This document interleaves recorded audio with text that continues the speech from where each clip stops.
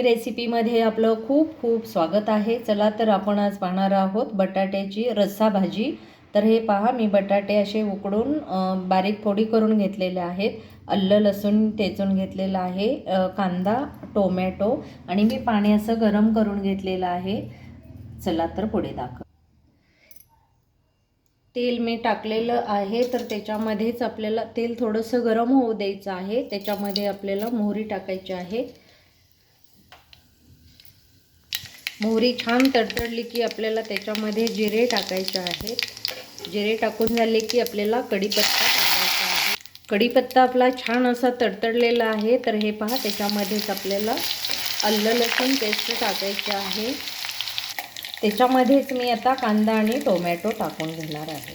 फोडणीमध्ये मी असा कांदा टाकून घेतलेला आहे। तर छान असं आपल्याला ब्राऊन कलर येईपर्यंत कांदा आपल्याला परतून घ्यायचा आहे आणि त्याच्यानंतरच आपण टोमॅटो त्याच्यामध्ये टाकणार आहोत। छान असं आपला कांदा लालसर झालेला आहे, तर त्याच्यामध्येच मी आता टोमॅटोही टाकून घेणार आहे।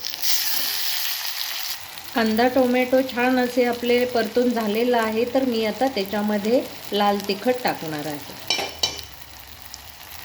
कोल्हापुरी मसाला आहे, त्यामुळे याचा कलर खूप छान येतो असा। हे पहा, त्याच्यामध्येच मी थोडीशी कसुरी मेथी टाकलेली आहे। धनापूड आणि गरम मसालाही मी त्याच्यामध्ये टाकून घेणार आहे। छान असा वास सुटलेला आहे फोडणीचा। फोडणी करपू नये म्हणून मी थोडंसं त्याच्यामध्ये गरम पाणी करून घेतलेलं आहे, ते मी थोडंसं याच्यामध्ये टाकणार आहे। तेल सुटेपर्यंत आपल्याला हे आता परतून घ्यायचं आहे। खूप छान असं तेल सुटलेलं आहे। हे पहा, फोडणीसाठी कांदा लसूणचं मस्त असं फोडणी झालेली आहे। तर मी आता त्याच्यामध्ये बटाटा टाकून घेणार आहे। खूप छान अशी रस्सा भाजी बटाट्याची होती, तर नक्की एकदा करून पहा। खूप छान असा हे पहा, कलर तर खूप छान असा आलेला आहे आणि टेस्टही तशीच असते। खूप छान येते टेस्ट, नक्की करून पहा।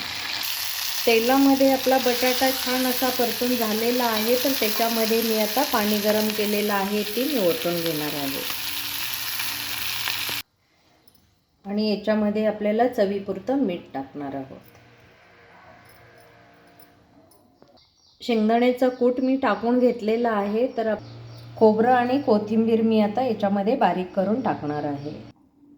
खोबरं आणि कोथिंबीर मी अशी मिक्सरमधून काढून घेतलेली आहे, तर मी आता याच्यामध्ये टाकून घेते।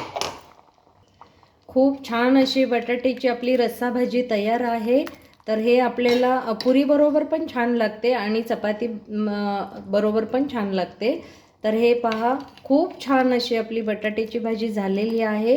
तर आवडली तर लाईक सबस्क्राईब नक्की करा। चला तर भेटूया दुसऱ्या रेसिपीमध्ये, तोपर्यंत नमस्कार।